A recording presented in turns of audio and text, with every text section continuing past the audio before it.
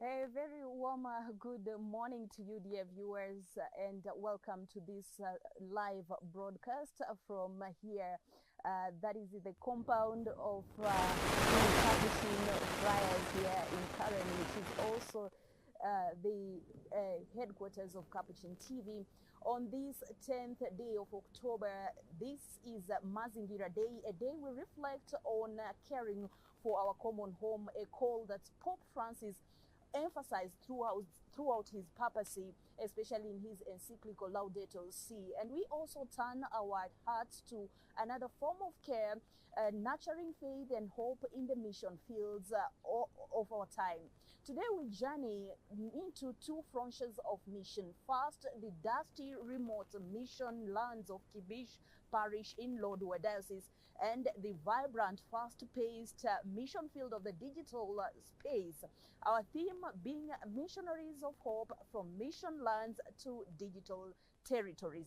Joining us today is none other than Father Joseph Kibinji, a priest serving at St. Joachim and Anne Parish in Kibish, a mission station at the crossroads of Kenya, South Sudan, and Ethiopia. We will be getting to know more about that specific mission territory and how the experience is from Father Gidinji. We also have Sister Olga Masango, a daughter of St. Paul and the head of marketing and also part of the editorial at the Paulines Publications Africa. She evangelizes, and I understand the Daughters of St. Paul are also known as the media nuns, evangelizing through the digital world as a missionary of hope online. Welcome, Father Gidinji and Sister Olga. Thank you very much. Can you just say a word? Let me start with the Father.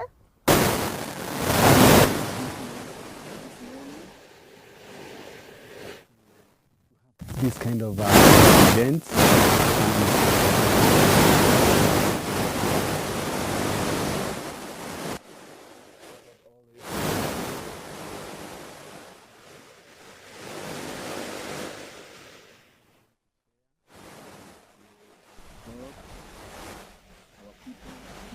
Our church, our world to grow more stronger in faith and other aspects of life. Absolutely. Welcome, and we are happy to have you today. Thank you for bringing the good tidings all the way from Lodwar. Sister, just share a pleasantry with our viewer. Thank you very much. I'm Sister Olga Masango, as Sasha said. And I am very happy, dear viewer, to be here in Capuchin TV to share with you our mission, how we carry it on as daughters of St. Paul, and how we are called also to be signs of hope in today's world. Thank you very much. Thank you for creating time for this conversation, sister. And I am Asasha Elizabeth. This is Mazingira Day. Father, I know it's a stark contrast with what you have there, but that's the beauty of diversity, right? Yes. And mission territories, the difference. Now, I'm Asasha Elizabeth, and I'll be leading this conversation. And as usual, we give you time to weigh in on this conversation. You can as well drop your comments, your questions, and your experience, because we are all missionaries of hope. And this year we are called to be missionaries of hope to all people. No discrimination, no boundaries. And therefore, on this day, we wish you to just share what you feel about our theme today. Now, the number is 0717424866. We can also make use of the social media platforms to give you feedback. And without wasting time, let us start. And I will start with you, Father. Kibish is known to be one of the most difficult mission territories in Kenya. Could you please share with us what does it mean to live and mission in such a place? First, I introduce myself well because yes, you are calling me Father Gidinji, and I belong to the mission called the Apostles. This is a religious community that we are working in Lodwar, and our community is covered. And yes, I'm in Kibish Catholic Parish. That is St. Joachim and Anne. That's where we are working. And, actually, it's at the border of Ethiopia one side and Southern Sudan from the other side. So actually, we are controlling. We are the one protecting or controlling the anything that you can call not to enter, because we are there. We are trying to take care of the people of God, the security, and are doing so many things. Kibish, it is far. From here to go to Kibish, you'll take some good hours. You can take even 2 days because of our roads are not so good. But that's where we are working, and we are trying to do what we can together with the church and with the people of God, and we have great hope because my community, we count ourselves just like a drop of water in an ocean. That drop of water in an ocean has made the ocean to be. So our community, we are there trying to make our local people, the people we are living with, to be and to feel happy because they don't have so many privileges that people from Nairobi, people from other counties, they do enjoy. Yes, that's only the difference. We are very far. Our weather environment is sometimes it's harsh, and sometimes also when we have rain, it downs everything. The roads are not there to the extreme. So when it's hot, it's very tough. The dry, we have sometimes animals dying. Then again, when we have a lot of rain, we have those, we call them ragas. Sometimes it's not raining, but you see the water coming from the mountain, and you end up to not travel. So these are some of the things, but despite of all this, we are happy with the things that we are doing. Yeah. And then the aspect of insecurity, we also have some issues of poverty. How do you navigate through this as a missionary priest in this place? To preach to someone who is hungry. And that's even, we go back to Jesus. You remember in the gospel, telling the disciples, give them something to eat. So you can imagine going there to preach the people who are hungry. They have no water, nothing, they are only there, and then you go to preach. So preaching or standing at the pulpit is not enough. We preach and we try to put what we are preaching in practice so that we can elevate the lives of our people. Remember, water is life.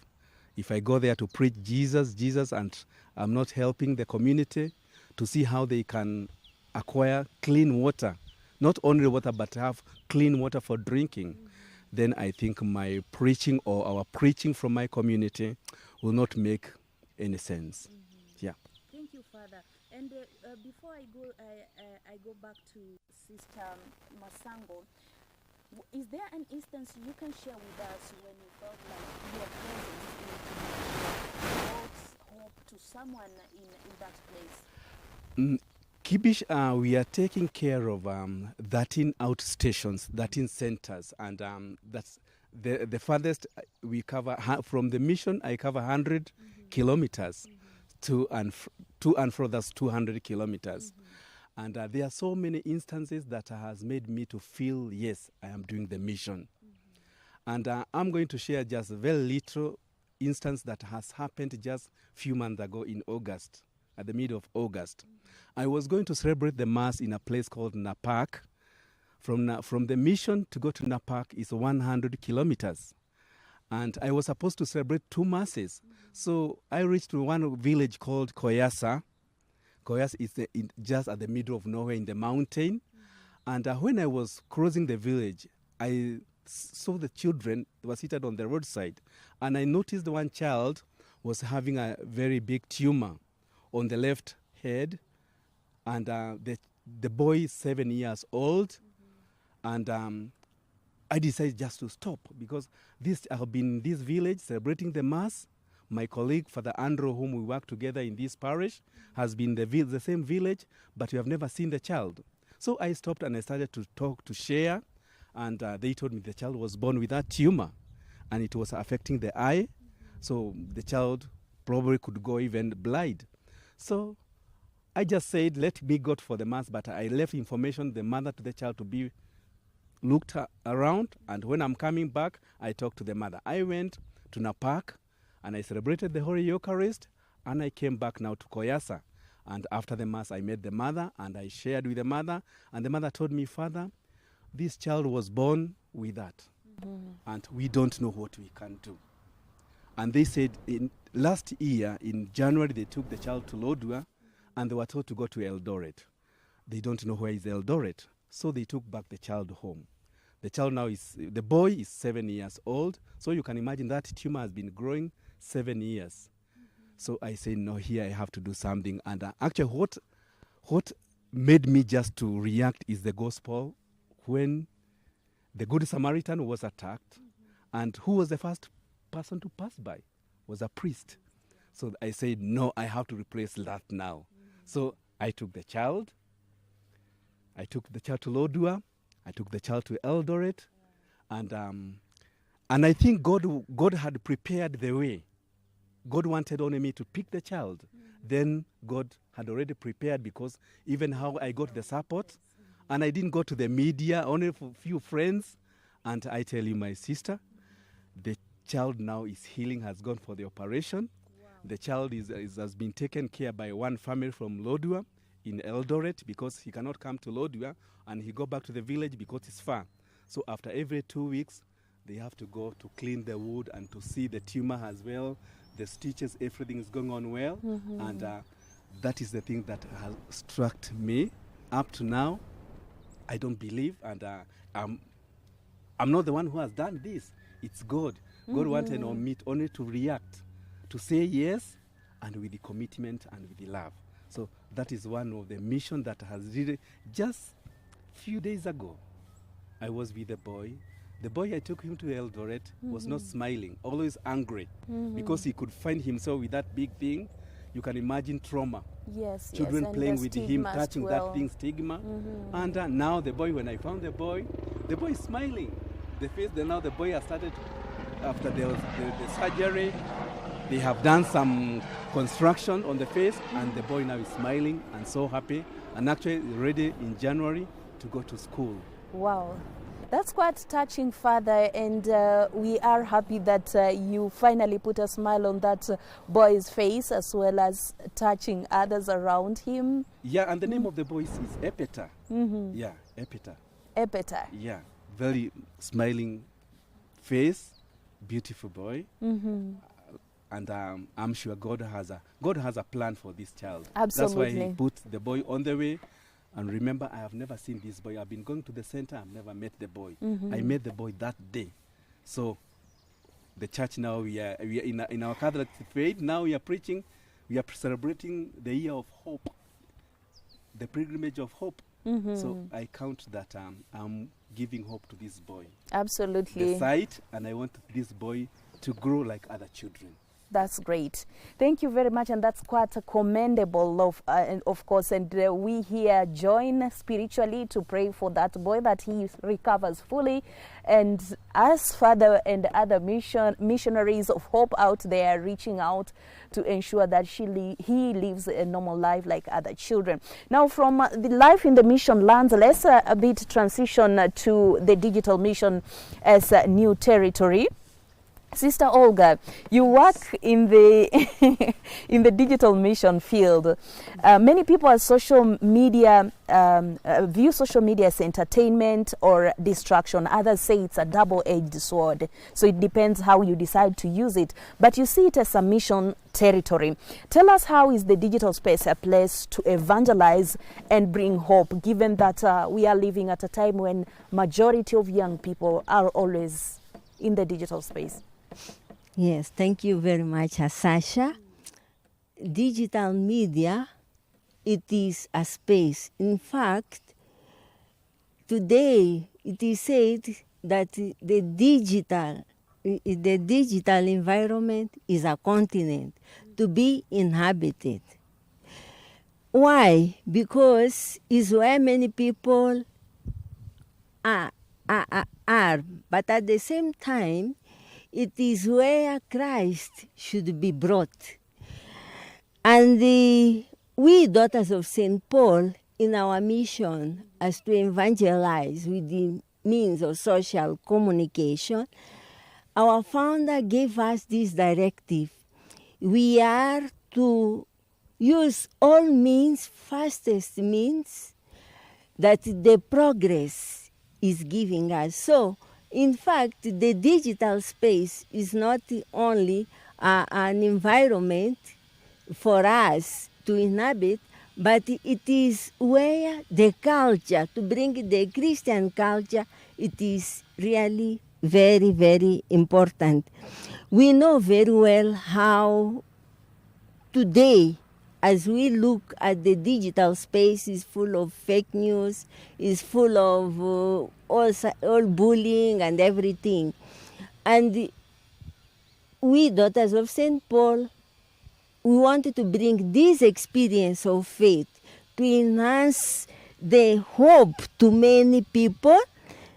We know very well also how many people today are many times depressed and also full of despair, lonely. We bring Christ in order to assure them that they are not alone.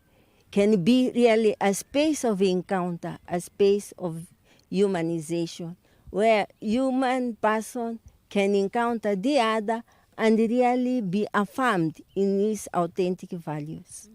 Yes. Thank you. And maybe we are not doubting Thomas's, but we like having this real example so that you get our viewer to understand how this plays out in mission work or in mission spaces.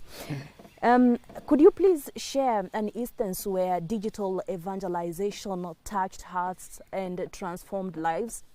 Yes. Last April, we were going to Bura for a meeting of the adolescents of the Archdiocese of Mombasa. And as we arrived there, it was the time in the last week of April, we were experiencing the death of Pope Francis. I just passed on, and there was a lot of debates about the conclave. Somebody in that, as we were there, he asked us, "Sister, conclave, now that the Pope has died, we have to go, the cardinals have to go for a conclave. What is a conclave? Is it a building made of clay? Or is a building made of clay? Or what is it really? Are going to be in that building? You know, that they choose the Pope." So we had really to come up with the program. In this year of hope, we came up with the many episodes that we are posted in our website, Pauline's Africa channel, in order to really enlighten people about what is, in concrete way, to live the year of hope. Mm-hmm. How can we give hope to the people today? Mm-hmm. So we carried on, and then he asked us also, is there an interim pope in the church? Mm-hmm. What is an interim? And he was speaking about the Camarling. Mm-hmm. So this was really an open opportunity for us to enlighten the people. It was the conclave and all that. In fact, we did an interview to the Apostolic Nuncio, Hubert Vamegal, and he could educate the people about this just on the eve of the starting of the conclave, just to give you an example. But also, not only in the digital space, we have a concrete example of one MP that he came to us. He wanted to come to our place for a dinner just to thank us. Because some times back, he was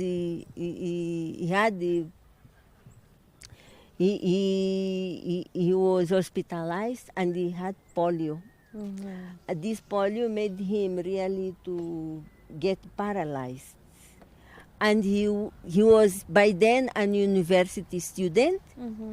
He felt so bad that even he was starting to contemplate suicide.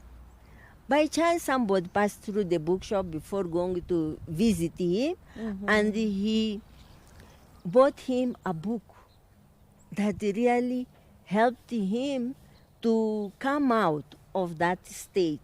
Just to say, not only the digital media, but the power of reading is very, very important, because through reading, the person can really feed his mind, but also can really acquire the values in order to live life as a human person and also glorify God. Yeah. Thank you very much, Sister. And of course, that's quite clear and profound. Let's focus on to culture, traditions, and mission. The aspect of missionaries often face the challenge of respecting the culture as they go about preaching the gospel. And it is the subject, the culture vis-a-vis the gospel. And it is a subject that Cardinal Sarah last year really delved into in detail, trying to explain that. And of course, well, let's hear from Father Gidinji. In Turkana and the borderline communities, we have local traditions.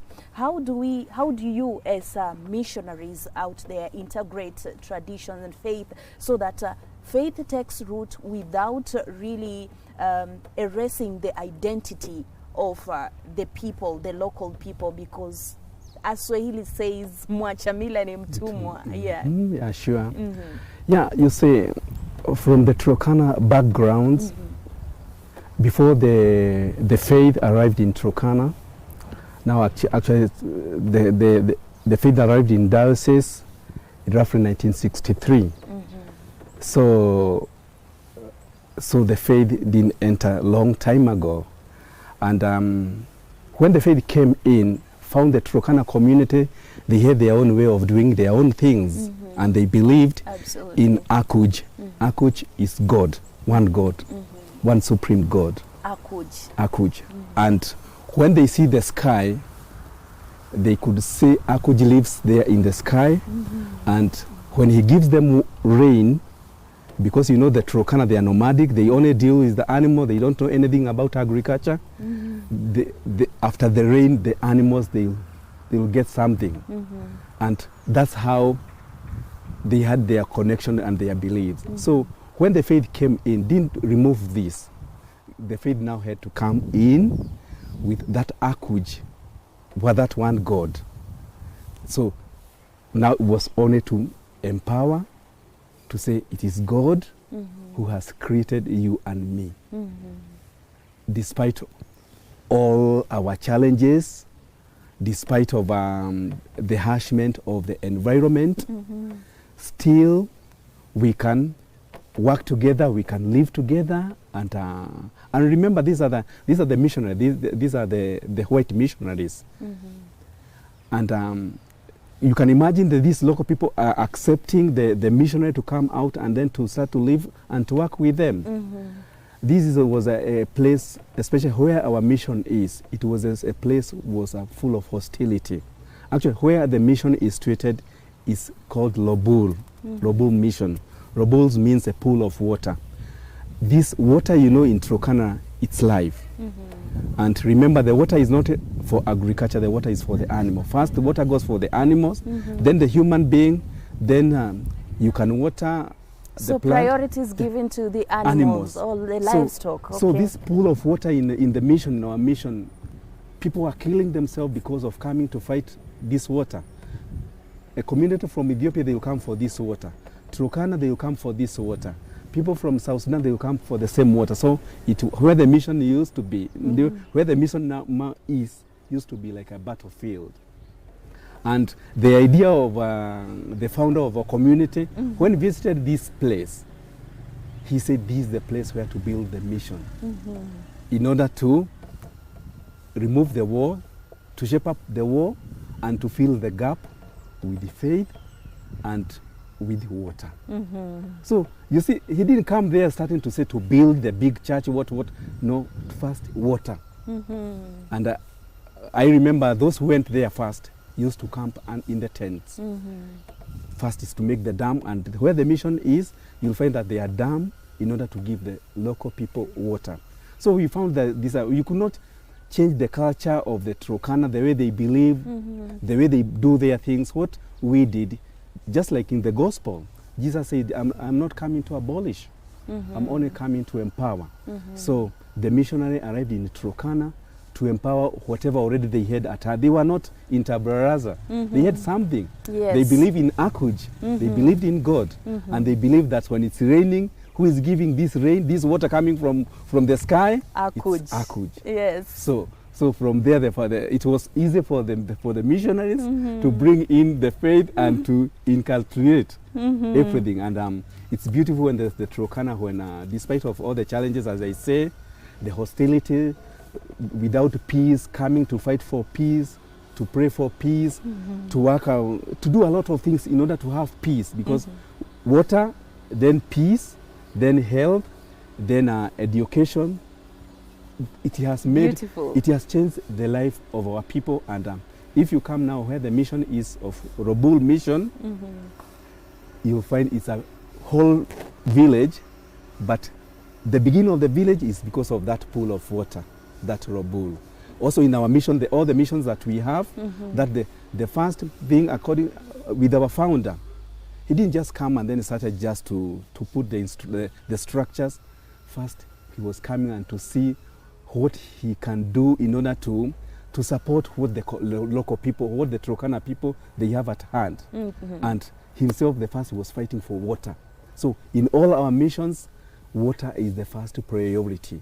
Water is the first priority, and even if it's not clean water, even if it's salt water, but to have water.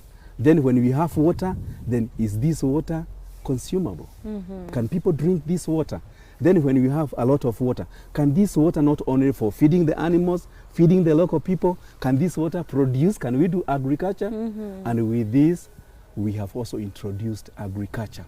So we are putting so many things in order to support from what we found with the Turkana community. Thank you very much, Father. So now the culture is embracing all this. The culture now is embracing the education. The culture is embracing the health, water, women empower, all this in order to support the human dignity. Because the Turkana, we have been left behind for so many years, but at least the children now, you come to other places, you find the children, they know what to go to school. Before, the children, they are not going to school. The children, they will go to school when there is no smoke in the kitchen, they run away, they go home because they have no hope. But when they come, they see the kitchen with the smoke, they know there's something that's been prepared there. Yes, so and I know the feeling of walking back home to a dry. They have a hope that after doing some few things, studying, running and here and there, they have a cup of porridge, and then before they go home, they have a plate of food. So we are only empowering what we found with the Turkana, because we found them eating meat, having milk, having blood. We didn't tell them the blood is bad to drink, eating too much meat is no. You bring what you have to support what they have. And that's what the church has done, and it has brought the life for our people. And in our region, we are at peace now because of this. And we are accommodating the people from Ethiopia, the people from Southern Sudan, because of all this. They find that there is peace on our side, and there's something to touch and to feel.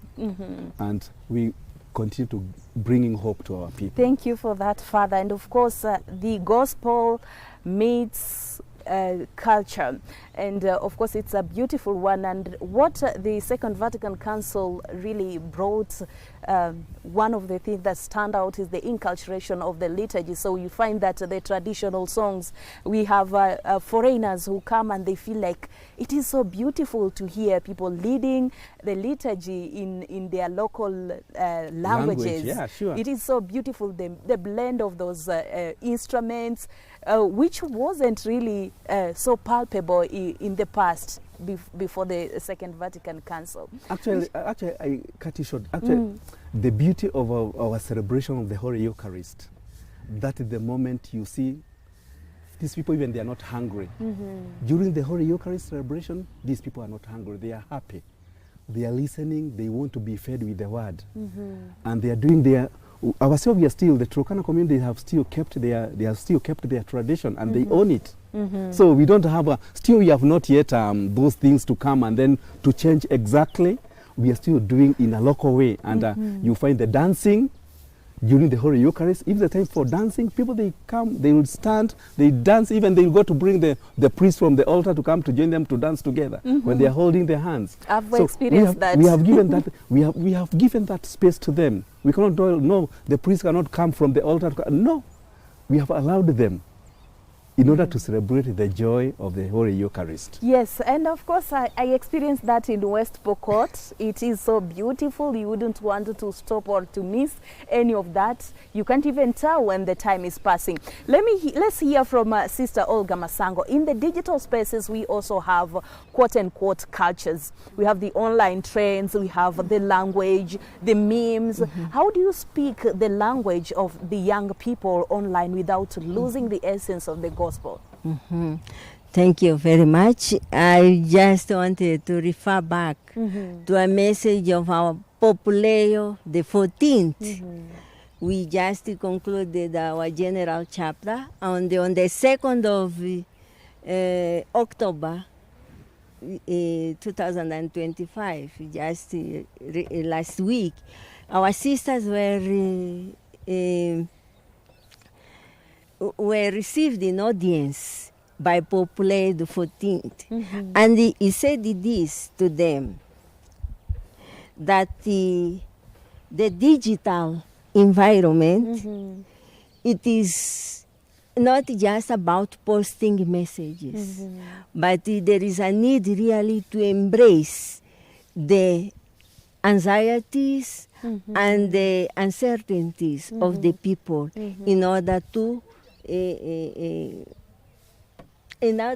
enlighten them. So we, as daughters of St. Paul, we are called really to look up to the Holy Spirit and to immerse ourselves in the reality of the people in order to be effective communicators of hope. So, for the young people, we are called to walk with them, to listen to them, but not really to listen in order to be at their level, but to walk with them and help them to see who is the one who can give them the real hope, that is Christ. So by immersing ourselves in the life of the people, we are called really to give Jesus, to share our experience of faith with them, and to enlighten them that the life is not just about what is passing, but there is something beyond. There is someone who loves them unconditionally. And I saw that during Epiphany, that you are able to adjust based on the children, you know, the Epiphany for the children. You are able to communicate to the children, even physically, and even those that are watching online, to the youth and to the different age brackets and demographics, which is quite beautiful for a communicator to touch hearts in a special way. Father, briefly, could you Yes, sister. I was so touched because father is missionary of St. Paul, and we are daughters of St. Paul. Wow. And the St. Paul really, he said, I am called to be all to all. As you see, we say, and our founder really helped us to see if St. Paul was today, would be a journalist. And the father would say, if St. Paul was today, would not just pass by the Turkana, but he will sit with them, make the tents, and preach the gospel. And that is the same St. Paul. So really, our great father, St. Paul, has a lot to tell us also about the enculturation, because in the Areopagus, when he addressed to the Athenians, he really made them, they were philosophers, he made them that there was an altar that was dedicated to the unknown God, and that is the unknown God that he was bringing to them. So it is really very, very, I thank you, Father Lucidio, who have organized this, probably unknowingly. Probably had a dream. He had a dream. Perhaps he didn't know. It's the work of the Holy Spirit, right? Yes. Okay, thank Great. you. Thank you very much, sister. And I Yes. know you are doing a great work in that sphere. Let's now get concrete signs of hope in Kibish, Father. Beyond the preaching, the projects that you've mentioned, what initiatives or signs show that there's the presence of Christ in the people's lives in Kibish? You see, the response that we receive from our people in our daily lives when we are living in Turkana, it gives hope because, first of all, remember our place where we are in a geographical, sometimes the environment is quite harsh. And reaching to our people is not easy. Sometimes you make a struggle to reach, to go in order to share the gospel. And I said from the beginning, our gospel is not only the gospel to be preached at the pulpit and you remain there and you go back to the house. No, you preach and then you see how you can bring what you have preached into practice. So, and this, it has been, it has touched our people. So because they know, for instance, and not only me, in our community, we have a priest who is a teacher. We have a priest even who is a captain. He can fly the plane, and if there is an emergency, he will take the plane and go and rescue and drop the patient in Lodwa and save their life. So with this, all this, apart from now talking about water, feeding the children, because feeding the children, it's amazing, because you see the children that, for instance, in our territory in Kibish, we are feeding over 2,300 kids in all our centers. We have 14 centers. So when you calculate feeding every day, feeding 2,300 kids, it's not just to wake up and you say you have to work for it. You have to go for it. You have to beg. Sometimes we become beggars for the sake of the faith. In order the children to eat and to have something. So with all these things that we are doing, our community is doing, and remember this is rooted from our founder, late Father Francisco. We used to call him, it's called Father Paco. He's the one, because he himself, to see a hungry child, that is, he gets broken. So from him, a hungry child has to be fed. And with this, it has made the people in our region, our community, to embrace what we are preaching, to embrace what we are doing. We are doing, we are training. You remember, the Turkana, they don't do agriculture. But we have opened a training center, calling some people to come in order now to start to teach them about agriculture, because we want at least people not to depend only with the meat.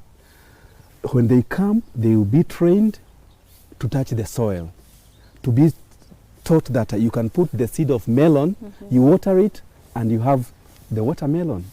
And I tell you, you come and you see what now the local people are doing. Because this is a way of evangelization. Because evangelization is not only with the Bible.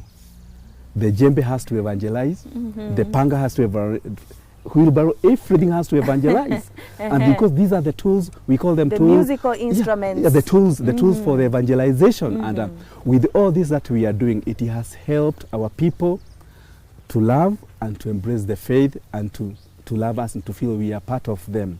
When they see me, that I come from, no, Father Joe belongs to us. Other members of the community belongs to them. Not only me, but all the members of the community who are working in this region trying to preach faith through practicing the gospel. We are well embraced, but still we have some few challenges. You know the nomadic style of We'll get to the challenges. Let's shelve that for now. Sister, well, in your work as a missionary, there is a mission in the digital space. Are there any signs, because digital spaces are known to be places, especially I started by mentioning it's a double-edged sword. There is fake news, there's a lot of misinformation and disinformation, there's a lot of negativity and fake news. Is there any hope you see online? Yes, there is a lot of hope. Amidst all that chaos. Amidst all that chaos. And in fact, as missionaries, we are called to enhance that hope and to make people aware that digital space is not only a place of fake news or cyberbullying or of what, but also, for instance, there is these groups that they meet in prayer. There are groups that they pray rosary together. There are also webinars, formative webinars, that they help people to tackle their issues. There are, for instance, also online counseling that it is available to help the people really to come from their distress and everything. So all these are very, very important. And you have said that last year, during Epiphany, we organized the game for the children that was broadcasted. And you are witness how many children have called the Capuchin TV asking for that game where they can get that game. So it is this is really one of the signs of hope. Of course, we know very well that in journalism, especially, what speaks louder is what it is distorted, what it is, how do you say, what is not true, unfortunately. But there is a lot of good things happening. For instance, if you go through Pauline's Africa website, you will find there a lot of testimonies, a lot of even catechesis for the people who would like to go through catechesis. Besides the books that they are in the online shop, you find also different stories that they are there. And all this is for what? Is really to bring hope to the people. Thank you very much, Sister. And since we've already mentioned the pitfalls of online evangelization, missionary life has its challenges, and so does digital space. We've mentioned some of it: cyberbullying, we have the negativity, we have fake news. Sometimes you try to seek solace only to find a backlash that really makes your situation even worse. How do you stay hopeful and authentic while evangelizing online with all these challenges? First of all, every evangelizer is entering in the digital space, not to look for likes or to look for followers, but to propose the message of Christ. And that is what the church also helps us to understand through the document was full presence that really give pastoral orientation on how to be in the digital space. We as evangelizers were there to propose the message of Christ, to help the people encounter Christ. In fact, the digital space is seen today as a space of encounter where the people from online, they can after go to the physical encounter. Evangelization requires, especially for the evangelizer, to cultivate that friendship with Jesus. And I say, being in digital space, it means that I share my experience of faith with the people online.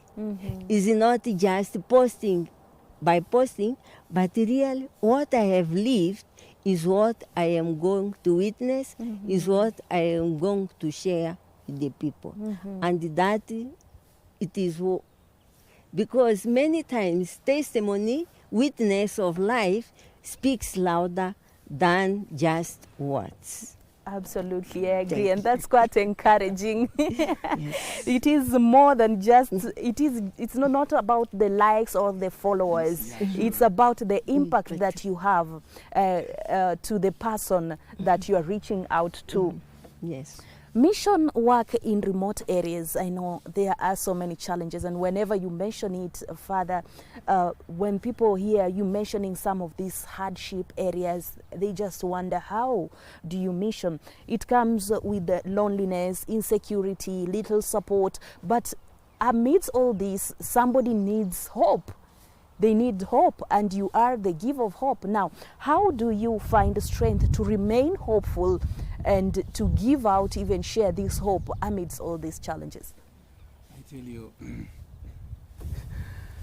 the challenges that sometimes we do face when we are doing the evangelization, especially in our remote areas, also sometimes they make us to be strong. For me, I can stay here, we can talk until evening. How long have you been in Lodwar? You've already developed a tough skin. Already, we can stay here without even drinking water, without even eating, and we continue to talk. Myself and Sister Olga will faint. We'll drop. Because this, we have been, our life has, our challenges, they have taught us to embrace this life. But again, we don't just sit and we look and we keep complaining the challenges. When there is a challenge, you try to see how you can tackle this challenge. You remember the challenge of meeting the boy on the way, a sick child, challenge of the community without water, challenge of people fighting because the water is literal, challenge of children not going to school. All these are, there are so many challenges, but when we have them, actually they make us even to rethink more, what will I do in order to overcome these challenges? And that's why I can bring in my brothers and my sisters from wherever they are, and together we work upon this challenge. So there are people there outside, they want to know further. The community, they have water, what can we do? What can we chip in? Further, the children, they have no food. Can we chip in so that the children, they can have food? And there are so many people of goodwill there outside. They want to help. They want to support. But sometimes they don't know how to do it. Exactly, yes. And also, the message of helping and supporting has been distorted. Because you'll find that others, they will use the children, and then when the food comes, goes to the shop. So you can imagine that as another challenge. You have written a project, I'm looking for the foods for the children, and then you find this food is being sold in the market. So how now to fight this? So it needs openness and to let the Holy Spirit guide us. And I tell you, in our community, we participate, or we use the three Trinitarian in order to guide us to do our mission well. We normally call it Kartuha. It's a moment when you are with God. That's the first class. To be with God alone, so that God can guide you, because this mission I'm doing is not my mission. It's the mission of God. So to talk to God, we talk to God, I talk to God. Then the second level, to be with Jesus in the Holy Eucharist. Then now from the Holy Eucharist, he gives me courage, strength to go outside now, and now to preach the gospel in practice. So it's a way of contemplation. When I go the 3 steps for the contemplation, the Holy Spirit comes in and guides me and will lead me to the source of taking away the challenges. Thank you very much, Father. Now, I would just wish to understand, Sister, the interplay between the activities you do. There is a missionary, there's a time you are mobilizing, praying 1 million rosaries. We have the praying of rosaries as well with the Pontifical Missions Societies. What is the interplay? Could you just explain that for the viewer? Yes. This year, 7th of October, 1 million children praying the Rosary campaign was dedicated for peace in the world. It is an activity that started in Venezuela, Caracas. Just some children, together with the animators, they wanted really to pray for their country. But then they felt it was not only enough to pray for the country. They did this initiative worldwide. They started the mobilization of the children to pray the Rosary. Because St. Padre Pio says, when 1 million children, 1 million children pray the Rosary, the heavens opens. And the peace will come into the world.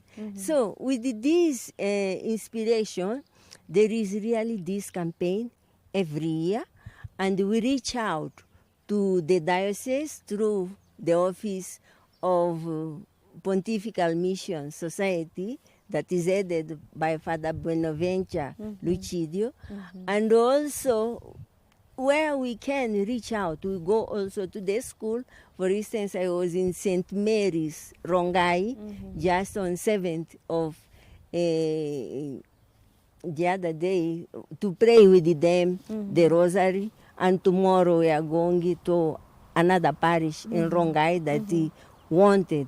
So it is really to teach the children to pray the Rosary and to make the children at the same time missionaries in their families, in their schools, in their among their colleagues. It's not just praying the Rosary with them, but to help them also as they learn to pray that Rosary, to go out and pray. And usually there is a beautiful prayer of commitment or consecration to Our Lady that really it touches all the hearts.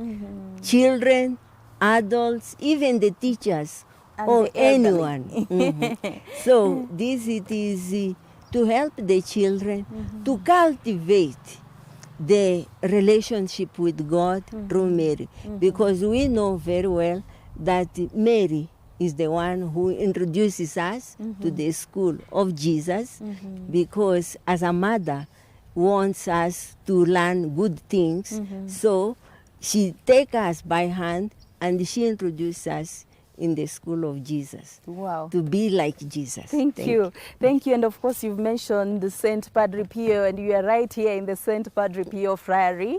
And we believe in life after death. I hope he can hear that and nod wherever he is.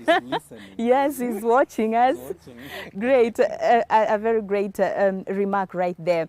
And I know all these challenges you've mentioned, there's need for a lot of support. So briefly, because our time is running out, in a minute each, what kind of support can the people, the faithful, extend?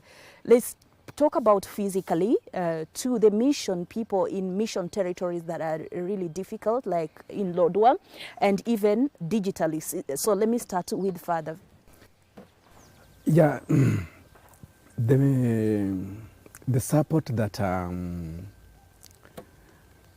we can request, or I can request, for me, seeing the children going hungry, it makes me get broken. When the children, they cannot go to school because there is no food, or there is no enough food. And remember, the child's mind is built well when the child eats well. So you'll see there's a difference between a child when he's born there in Turkana, the way he's raised up, and the child has been born in down country. Those two children, you put them together, you'll see a difference because of lack of enough food. So if the one who is listening is ready to support, not only my mission, to support even our diocese with the food, and we feed our children who are, especially in school, our schools. In our diocese, we are learning many schools. In my community, we are learning many schools. In my mission itself, we are learning 14 nursery school and 3 primary schools. So if we can get support to feed our children, I think we can make it to improve better the level of our education. And also it will help also the parents also feel happy, and it is good because the mission also has started to open the minds of the parents. The parents, before, education in Northern Corridor was somehow like it's like waste of time. Actually is a challenge, a girl child to go to school, but now they have seen that there is the importance of a girl child to go to school, and we are campaigning for this.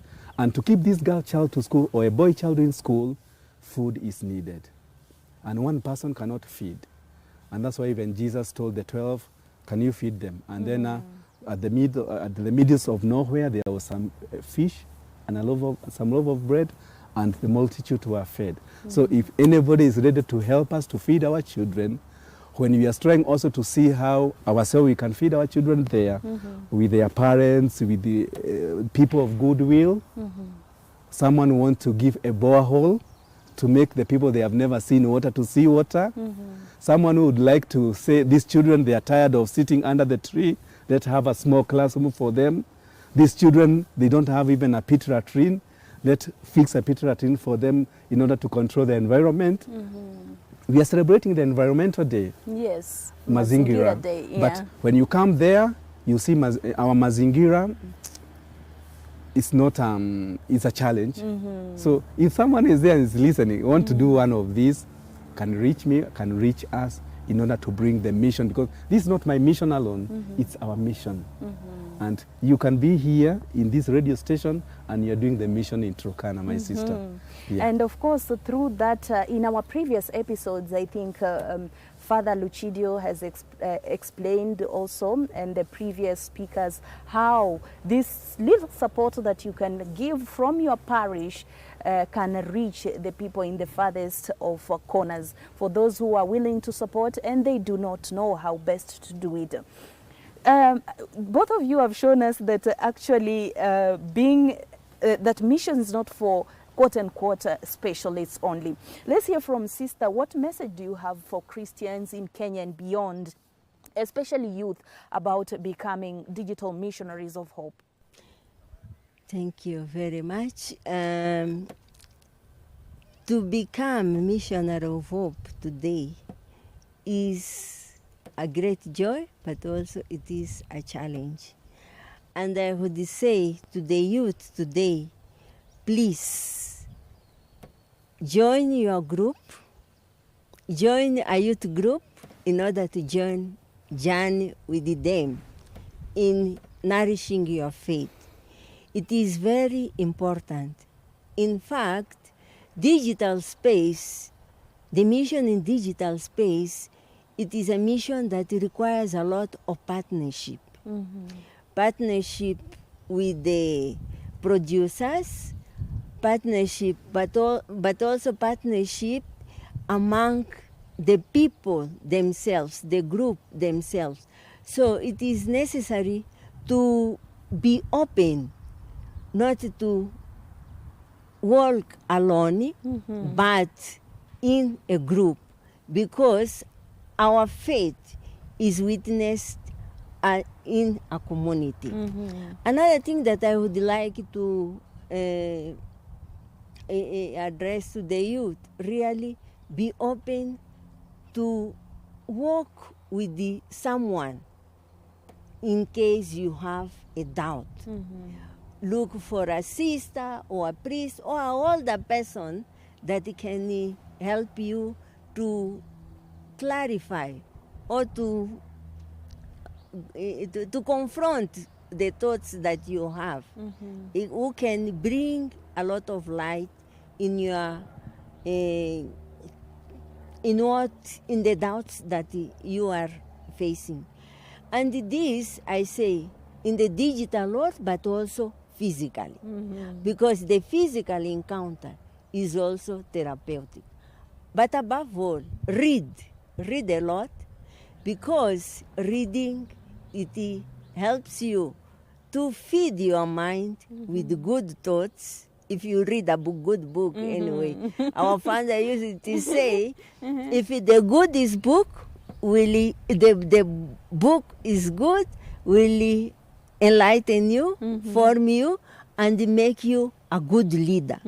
But if the book is bad, will make you really be a religious person. So look for good readings. Cultivate the culture of reading in yourself, either physically or digitally. That is what I could do. Yes, and I knew that must have come out her being the head of marketing at the Paul Lines Publications Africa. We've worked with them a lot in book events, so many of them in partnership with the Capuchin TV, of course, launching books and encouraging, reigniting this culture of reading among the young people. Yes. Great, I hope you pick a message from that. Thank you very much, Sister Olga Masango. Send our regards to the Daughters of St. Paul. We really love you and appreciate what you do. Father, thank you very much. Maybe before I say a bit of my community.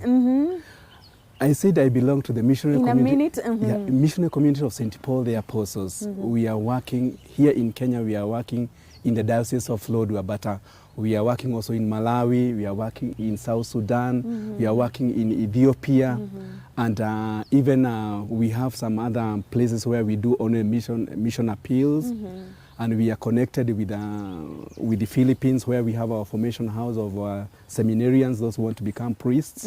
And we have tried to work together with our people for wherever we are working, and also looking for the vocation. Our community is compiled of men and women. The men, they become priests. They are called to become priests. Then the women, they are called to become lay people, lay women. Jesus was working also with the women. He was working also with the women. So if you are led there, you want to give your life to God, the missionary community of St. Paul the Apostles is the place to be. If you're a young man, you want to become a priest, you want to become a servant, and not in Nairobi, not in a place where it will mold you to be a person who can face any kind of life. The missionary community of St. Paul is the place where you are supposed to be. So I welcome you. Any request, any information, I'll be available through Father Bonventure Ruchido, who has invited me all the way from Lodwar to come to attend this session. So I appreciate him. Thank you very much, Father. We really appreciate also your time, both of you. We send our regards to the people of Kibish, to the people of Lodwar, and the people you mission to. And most importantly, we continue to pray for the boy. What is his name again? Epeta. Epeta. We pray to Akuj, that he may good. help him to recover fully. Sure. And even touch all those going through health issues, complications, and other difficulties. Yeah, definitely. Great. And I think we shall take it offline with Father Bonaventure Lucidio. What is this about St. Paul? You have to tell us. You'll have to tell us offline. Thank you very much, Father and Sister Olga. You've just your witness today reassures us that mission is still alive, whether in the scorching deserts, lands of Kibish, or in the highway halls of the internet. You are there. The mission is alive and it is palpable. And on this Mazingira Day, I think you've seen today, this was strategic that it is Mazingira Day. We are commemorating Environment Day in Kenya. We've witnessed all of it, and this, I think, happens even in mission work. There is sun. There's at times some airplanes are flying with some noises over there. So all these are part of what missionaries experience as they mission out there in mission territory, difficult lands. So at times it's cool, at times it's scorching, the other time it's noisy and chaotic, both physical spaces or territories and digital territories.